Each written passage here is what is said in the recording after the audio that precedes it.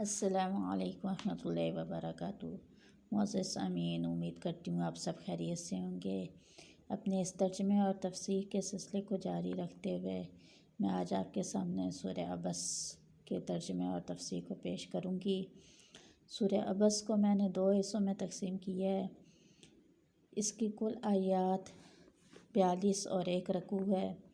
تو میں اپنے پہلے حصے میں 20 سے 21 آیات تک کا ترجمہ اور مختصر تفسیر پیش کروں گی۔ امید کرتی ہوں کہ آپ اس سے استفادہ حاصل کریں، اور میری آپ سے یہاں چھوٹی سی گزارش ہے کہ اگر آپ کو آج کا ترجمہ اور تفسیر اچھی لگے تو پلیز اپنی رائے کمنٹ میں دے کر ضرور آگاہ کریں، اور پلیز میرے چینل کو لازمی سبسکرائب کیا کریں۔ میرے چینل کا لنک آپ کو ڈسکرپشن میں مل جائے گا۔ تو آئیں شروع کرتے ہیں اپنے سلسلے کو۔ سورہ عبس جو کہ ہے مکی صورت ہے، اس میں کل 42 آیات اور 1 رکوع ہے۔ عبس کا نام رکھنے کی وجہ کیا ہے؟ عبس کے معنی ہے تیوری چڑھانا، مطلب کوئی اچانک بات کر رہا ہو اور اوپر سے کوئی آ جائے تو بات بری لگ جائے۔ عبس کا مطلب ہے تیوری چڑھانا۔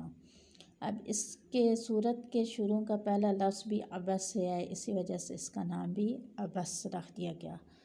اس کا مرکزی مضمون یہ ہے کہ اس میں اللہ تعالیٰ کی وحدانیت اور حضور صلی اللہ علیہ وآلہ وسلم کی رسالت اور اخلاق کی اعلیٰ تعلیم دی گئی ہے کہ لوگوں کے درمیان مساوی حقوق روا رکھے جائیں، کسی بھی انسان کے درمیان فرق نہیں کرنا چاہیے۔ اس کے مضامین کا پہلا مضامین یہ وارد ہوا ہے کہ اس میں آپ صلی اللہ علیہ وآلہ وسلم کی عظمت و شان ظاہر فرمائی گئی، اور ان کے عاشق عبداللہ ابن مکتوم کا واقعہ بیان کیا گیا۔ دوسرا مضمون قرآن مجید کا آیات جو کہ تمام انسانوں کے لیے ہیں نصیحت ہیں۔ اب جو چاہے ان آیات سے نصیحت پکڑے اور جو چاہے ان آیات سے روگردانی کرے۔ تیسرا مضمون اس میں یہ وارد ہوا ہے کہ اللہ تعالیٰ کی نعمتوں کی ناشکری کرنے پر یہ جو کفار اللہ تعالیٰ کی نعمتوں کی ناشکری کرتے تھے تو ان کی سرزنش کی گئی ہے، مطلب انہیں ڈانٹا گیا ہے۔ اللہ تعالیٰ کی قدرت اور وحدانیت کا ذکر کیا گیا ہے، اور ان لوگوں کے لیے کیا ہے جو اللہ تعالیٰ کی وحدانیت اور اس کی قدرت اور اس کی آیات پر یقین رکھتے ہیں تو ان کی حوصلہ افزائی کی گئی ہے۔ اور چوتھا مضمون اس میں یہ وارد ہوا ہے کہ اس صورت کے آخر میں میوہ، پھل، باغات وغیرہ کا ذکر کیا گیا ہے، اور میدان محشر کا بتایا گیا ہے کہ جس دن کوئی کسی کے کام نہیں آئے گا، اس دن کیا ہے صرف اپنے اعمال نامے ہوں گے، اور اس دن سب کے چہروں پر کیا ہے گرد و غبار ہوگی اور مایوسی چھائی ہوگی۔ تو آئیں شروع کرتے ہیں۔ بسم اللہ الرحمن الرحیم۔ عبس تیوری چڑھائی، عبس تیوری چڑھائی، وتولی اور منہ موڑا، عبس وتولی تیوری چڑھائی اور منہ موڑا، ان یہ کہ جاءہ آیا اس کے پاس، ان یہ کہ جاءہ آیا اس کے پاس، اعمی اندھا، ان جاءہ الاعمی یہ کہ آیا اس کے پاس ایک نابینا شخص، وما اور تجھ کو، یدری کا کیا خبر، وما اور کیا، یدری کا تجھ کو خبر، وما اور کیا، یدری کا تجھ کو کیا خبر، لعلہ شاید کہ وہ یزکا نصیحت حاصل کرنے والا ہو، سنورنے والا ہو، وما یدریک لعلہ یزکا اور تجھ کو کیا خبر کہ وہ نصیحت پکڑنے والا ہو، او یا یذکر وہ سوچتا ہو، فتنفعہ او یذکر یا وہ سوچتا ہو، فتنفعہ تو نفع دے اس کو، الذکر سمجھانا، او یذکر یا سوچتا ہو، فتنفعہ الذکر تو کام آئے اس کے سمجھانا، اما وہ جو، اما بہرحال، من جو استغنی پرواہ نہیں کرتا، اما جو اما بہرحال من جو استغنا پرواہ نہیں کرتا، اما من استغنا وہ جو پرواہ نہیں کرتا، فانت سو تو لہو اس کے تصدی فکر میں ہے، فانت لہو تصدی پس تو اس کے فکر میں ہے، وما علیک اور نہیں ہے تجھ پر اللہ یزکا کہ وہ نصیحت پکڑے، وما علیک اللہ یزکا اور نہیں ہے تجھ پر کہ وہ نصیحت پکڑے، وَأَمَّا اور بہرحال من جو جاءک آیا تیرے پاس، یسعی دوڑتا ہوا، وَأَمَّا مَن جاءک یسعی اور بہرحال جو آیا تمہارے پاس دوڑتا ہوا، وَهُوَ اور وہ یخشی ڈرنے والا ہے، وَهُوَ یخشی اور وہ ڈرنے والا ہے،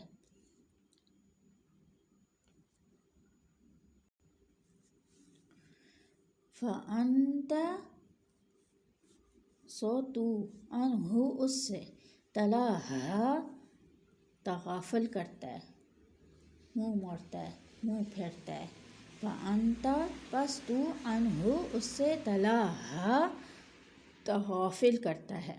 کلا ہرگز نہیں، انہا یہ تو تذکرہ نصیحت ہے، کلا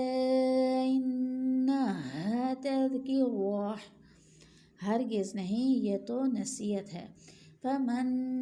شاء ذکرہ فمن پس جو کوئی شاء چاہے ذکرہ اس سے نصیحت پکڑے، فمن شاء ذکرہ پس جو کوئی چاہے اس سے نصیحت پکڑے، فی میں صحف لکھا ہوا ہے، مکرمۃ عزت کے صفوں میں، عزت کے ورقوں میں، صحیفوں میں، فی صحف صحیفوں میں، مکرمۃ عزت کے صحیفوں میں لکھا ہوا ہے، مرفوعۃ اونچے رکھے ہوئے ہیں، مطہرۃ نہایت صاف ستھرے، مرفوعۃ مطہرہ اونچے رکھے ہوئے ہیں صاف ستھرے، بِأَیْدِی کن کے ہاتھوں میں، سفارہ لکھنے والوں کے، بِأَیْدِی السفارہ لکھنے والوں کے ہاتھوں میں، کرام جو بڑے درجے والے ہیں، بررہ نیک کار، کرام بررہ جو اونچے درجے والے نیک کار ہیں، قُتِلَ الْإِنسَانُ مَا أَکْفَرَہُ قُتِلَ مارا گیا، انسان ما اکفر کیسا ہی وہ ناشکرا ہے، مطلب کہ اس نے جتنا ناشکرا کیا اتنے ہی وہ برباد ہوا، من سے کس سے شیئن چیز سے خلقہ اس کو پیدا کیا، آئیں یہاں تک پہلے اس کی ترجمہ اور تفسیر دیکھ لیتے ہیں، تو بقیہ پارٹ انشاءاللہ دوسرے حصے میں بیان کروں گی۔ عبس وتولی تیوری چڑھائی اور منہ موڑا حضرت صلی اللہ علیہ وآلہ وسلم بعض سرداران قریش کو جو بڑے بڑے مکہ مکرمہ کے معزز سردار تھے، جیسے ابی بن کعب، امیہ بن خلف وغیرہ، ان کو مذہب اسلام کے متعلق کچھ سمجھا رہے تھے، کہتے ہیں کہ اتنے میں ایک نابینا مسلمان جن کو ابن مکتوم کہتے ہیں، آپ صلی اللہ علیہ وآلہ وسلم کی خدمت میں حاضر ہوئے اور اپنی طرف متوجہ کرنے لگے کہ فلاں آیت کون سی ہے، یا رسول اللہ مجھے اس میں سے کچھ سکھائیے۔ اب یہاں پر نوٹ کرنے کی بات ہے کہ کتنی پیاری بات سمجھائی گئی ہے کہ اب اکثر ہم لوگ کیا کرتے ہیں، اگر کسی سے کوئی بات چیت کر رہے ہو یا کوئی محفل لگی ہو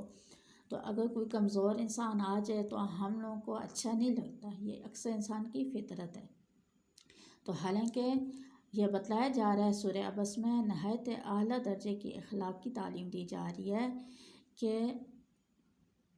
وہی بات ہے کہ جس طرح مسجد میں امیر و غریب برابر ہیں، بادشاہ اور فقیر برابر ہیں، اسی طرح سب انسان کیا ہے، برابر ہیں، کسی کو بھی کسی میں فرق نہیں کرنا چاہیے، سب کو ایک طرح سمجھنا چاہیے۔ تو کہتے ہیں کہ حاضر خدمت ہوئے اور اپنی طرف متوجہ کرنے لگے کہ فلاں آیت کیوں کہہ رہا ہے یا رسول اللہ، مجھے اس میں سے کچھ سکھائیے جو اللہ نے آپ کو سکھلایا ہے۔ تو حضرت صلی اللہ علیہ وآلہ وسلم کو ان کا بے وقت کا پوچھنا گراں گزرا۔ ظاہر ہے آپ صلی اللہ علیہ وآلہ وسلم مکہ کے قریشوں کو تعلیم دے رہے تھے، اور ان کا مقصد یہی تھا کہ اگر میں نے اس صحابی کو کیا ہے ابھی سمجھایا تو یہ ناراض ہو جائیں گے اور اٹھ کے چلے جائیں گے، تو صحابی کا کیا ہے وہ تو بعد میں بھی آ کے سیکھ سکتے ہیں، تو انہوں نے میرے پاس ہی آنا ہے، تو اگر ابھی میں نے ادھر سے توجہ ہٹائی، صحابہ کی طرف توجہ دی، تو یہ اٹھ کے چلے جائیں گے، ناراض ہو جائیں گے، تو انہیں میں بعد میں سمجھا دوں گا۔ کیا پتہ آج اگر یہ بات توجہ سے سن لیں گے، بیٹھے ہوئے ہیں غور سے سن رہے ہیں، تو ہو سکتا ہے یہ لوگ ایمان لے آئیں، اور سرداروں کے ایمان لانے کی وجہ سے پیچھے پھر ظاہر پوری قوم مسلمان ہو جاتی ہے، تو بہت لوگوں کے مسلمان ہونے کی کیا ہے توقع ہے۔ ابن ام مکتوم تو کیا ہیں بہرحال مسلمان ہیں، اس کو سمجھنے اور تعلیم حاصل کرنے کے آزاد مواقع حاصل ہیں،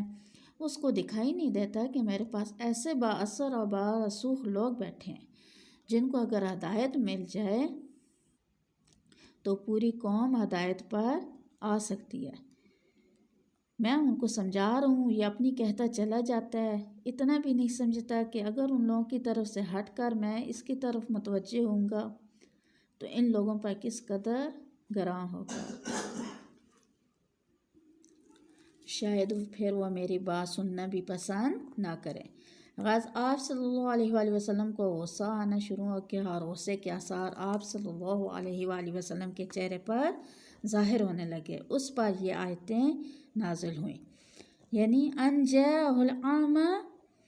یعنی پیغمبر نے ایک اندھے کے آنے پر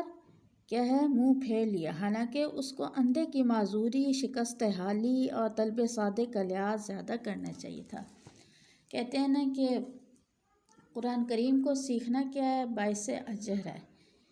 اور جو اس کو سیکھتا ہے، جو سکھاتا ہے، اس کے لیے اجر ہے۔ لیکن اگر کوئی شخص کسی معذوری کی بنا پر زیادہ محنت اور مشقت اٹھاتا ہے، معذور ہو ایک قسم کا، تو اس کو دوہرا اجر ہے۔ تو یہی حال ہے کہ آپ صلی اللہ علیہ وسلم نے ایک اندھے کے آنے پر کیا ہے منہ پھیر لیا۔ ہمیں چاہیے کہ کسی بھی معذور شخص کو حقیر نہیں سمجھیں، کیونکہ یہ اللہ رب العزت کی خداداد صلاحیت ہوتی ہے کہ اللہ تعالیٰ نے اگر ایک چیز انسان سے لی ہے تو بدلے میں اسے کئی صلاحیتوں سے نوازا ہوتا ہے، اور وہ لوگ محنت و مشقت کر کے اگر کوئی ہنر کو استعمال کر کے اس کو اگر وہ لوگ فائدے میں لاتے ہیں تو ان کے لیے کیا ہے دوہرا اجر ہوتا ہے۔ ایک تو اگر وہ اپنے اہل و عیال کے لیے کما رہے ہیں تو اس کا ان کو اجر ملتا ہے، دوسرا وہ لوگ جو مشقت اٹھاتے ہیں اس مشقت کی وجہ سے بھی ان کو اجر ملتا ہے۔ یعنی پیغمبر صلی اللہ علیہ وآلہ وسلم نے کیا ایک اندھے کے آنے پر منہ پھیر لیا، حالانکہ اس کو اندھے کی معذوری، شکست حالی اور طلب صادق کا لحاظ زیادہ کرنا چاہیے تھا۔ او یذکر فتنفعہ الذکر، یا سوچتا تو کام آتا اس کا سمجھانا، یعنی وہ اندھا طالب کیا تھا، صادق تھا، سچا تھا، تمہیں کیا معلوم کہ تمہاری ذرا سی توجہ اس کا حال سنور جاتا اور اس کا نفس کیا ہے پاک صاف ہو جاتا، یا تمہاری تکبر اجازت نہیں دیتا کہ اللہ اور رسول کے سامنے جھکیں، یا تمہاری کوئی بات کان میں پڑتی، اس کو اخلاص سے سوچتا سمجھتا، اور آخر وہ بات کس وقت اس کے کام آ جاتی۔ یعنی اگر تم تھوڑی سی توجہ کر لیتے تو تمہاری اس توجہ سے بات اس کے دل میں اتر جاتی اور وہ سوچتا سمجھتا اور شاید کسی وقت بھی اس کے کام آ جاتی۔ پھر آگے ہیں کہ وَمَا عَلَيْكَ أَلَّا يَزَّكَّىٰ، یعنی جو لوگ اپنے غرور اور شیخی سے حق کی پرواہ نہیں کرتے اور ان کا تکبر اجازت نہیں دیتا کہ اللہ اور رسول کے سامنے جھکیں، آپ ان کے پیچھے پڑے ہوئے ہیں کہ یہ کسی طرح مسلمان ہو جائیں تا ان کے اسلام کا اثر دوسروں پر پڑے، حالانکہ اللہ کی طرف سے آپ پر کوئی الزام نہیں کہ یہ مغرور اور شیخی باز آپ کی ہدایت سے درست کیوں نہ ہوں۔ آپ کا فرض اور دعوت اور تبلیغ کا یہ تھا، وہ ادا کر چکے اور کر رہے ہیں۔ اور یہی مناسبت ہے اس کی سورہ نازعات سے، کہ سورہ نازعات میں تو اللہ رب العزت نے یہ کہا تھا کہ قیامت کے وقت کا اطلاع دینا آپ صلی اللہ علیہ وآلہ وسلم کے ذمہ نہیں کہ وہ کب آئے گا، آپ صلی اللہ علیہ وسلم کے ذمہ ہے کہ آپ ڈرائیں آخرت کے بارے میں۔ تو اب سورہ عبس کو لا کر یہ بتلاتی ہے کہ وہ جو آپ لوگوں کو اخروی زندگی سے ڈراتے ہیں تو اس سے کون لوگ نصیحت حاصل کرتے ہیں؟ ظاہر ہے اس سے نصیحت حاصل کرنے والے ہی نصیحت لیں گے۔ آگے ہے کہ وَأَمَّا مَنْ جَاءَكَ يَسْعَىٰ، اور وہ جو آیا تیرے پاس دوڑتا ہوا،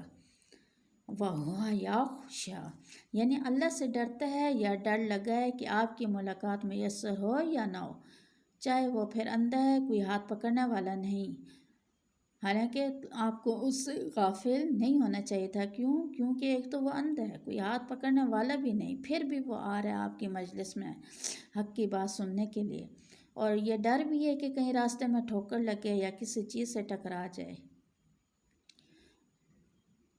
یا اس کو یہ سمجھ کے آ رہا ہو کہ وہ آپ کے پاس جا رہا ہوں تو دشمن کہیں راستے میں ستانے ہی نہ لگ جائیں۔ فَأَنْتَ عَنْهُ تَلَاهَا، حالانکہ ایسے ہی لوگوں سے امید ہو سکتی ہے کہ ہدایت سے منتفع ہوں گے اور اسلام کے کام آئیں گے، کہ یہی نابینا بزرگ زرہ پہنے اور جھنڈا ہاتھ میں لیے جنگ قاسیہ میں شریک تھے۔ کہتے ہیں کہ یہی ابن مکتوم صحابی جنگ قاسیہ میں ہاتھ میں اسلام کا جھنڈا لیے شریک تھے اور اسی معرکہ میں شہید ہوئے رضی اللہ تعالی عنہ۔ کَلَّا إِنَّهَا تَذْکِرَةٌ فَمَنْ شَاءَ ذَکَرَہُ، یعنی متکبر اغنیاء اگر قرآن کو نہ پڑھیں اور اس نصیحت پر کان نہ دھریں تو اپنا ہی برا کریں گے۔ قرآن کو ان کی کچھ پرواہ نہیں، نہ آپ کو اس درجے ان کے در پہ ہونے کی ضرورت ہے۔ یہ ایک عام نصیحت تھی، سو کر دی گئی، جو اپنا فائدہ چاہیے اس کو پڑھے اور سمجھے۔ آگے ہے کہ یعنی کیا ان مغرور سرپھروں کے ماننے سے قرآن کی عزت اور وقت ہوگی؟ قرآن تو وہ ہے جس کی آیتیں آسمان کے اوپر نہایت معزز بلند مرتبہ اور صاف ستھرے ورقوں میں لکھی ہوئی ہیں، اور زمین پر مخلص ایماندار بھی اس کے اوراق نہایت عزت اور احترام اور تقدیس اور توحید کے ساتھ اونچی جگہ پر۔ اب یہاں پر قرآن کریم کے ادب کے بارے میں بھی آ گیا کہ قرآن کریم کو کیا ہے، اونچی جگہ پر رکھنا چاہیے، جب بیٹھیں تو قبلے کی طرف بیٹھیں، اور اپنے سے نیچے نہیں رکھنا چاہیے، اپنے سے اوپر اونچی جگہ پر رکھنے چاہیے۔ اگر کوئی صفحہ شہید ہو جائے تو اس کے اوراق اکٹھے کر کر مسجد میں دے دینے چاہیے، یا کہیں کسی کنویں وغیرہ میں دفن کر دینے چاہیے۔ تو آگے ہے کہ فی صحف مکرمۃ مرفوعۃ مطہرۃ بأیدی سفرۃ کرام بررہ، یعنی وہاں فرشتے اس کو لکھتے ہیں، اسی کے موافق وہی اترتی ہے، اور یہاں بھی اوراق میں لکھنے اور جمع کرنے والے دنیا کے بزرگ ترین یا نیکوکار اور فرشتہ خصلت بندے ہیں۔ اب قرآن کریم کے اللہ تعالیٰ کی کتاب ہے، آخری دنیا کے قائم ہونے تک اس نے قائم رہنا ہے، اس کی حفاظت کا ذمہ اللہ تعالیٰ نے خود لیا ہوا ہے۔ اب اس کی حفاظت ذمہ بعض اوقات حفظ قرآن کے سینوں کے ذریعے کیا حفظ رکھا ہوا ہے، جو کہ آگے سلسلہ چلتا آ رہا ہے آپ صلی اللہ علیہ وآلہ وسلم کے دور سے لے کر آج تک، اور انشاءاللہ قیامت تک چلتا رہے گا۔ اور دوسرا کتابی صورت میں بھی اس کو لکھ کر محفوظ کر دیا گیا ہے۔ قتل الانسان ما اکفرہ، یعنی قرآن جیسی عظیم اس نعمت عظمیٰ کی کچھ قدر نہ کی اور اللہ کا حق کچھ بھی نہ پہچانا۔ اس لیے ہمیں چاہیے کہ ہم اس قرآن پاک کی عزت کریں، اس کا احترام کریں، اور یہ اللہ تعالیٰ کا بہت بڑا احسان ہے کہ ہمیں اس قدر عظیم نعمت سے نوازا ہے۔ تو اگر میری ماں، بہنوں، بیٹیوں کو، بھائیوں کو میرے آج کا ترجمہ اور مختصر تفسیر سمجھ میں آئی تو پلیز اسے لازمی آگے شیئر کریں، کیونکہ کیا پتہ کسی کے دلوں تک یہ بات پہنچ جائے اور کوئی بھولا بھٹکا مسافر راست پر آ جائے اور اپنی منزل مقصود کو پا لے۔ السلام علیکم۔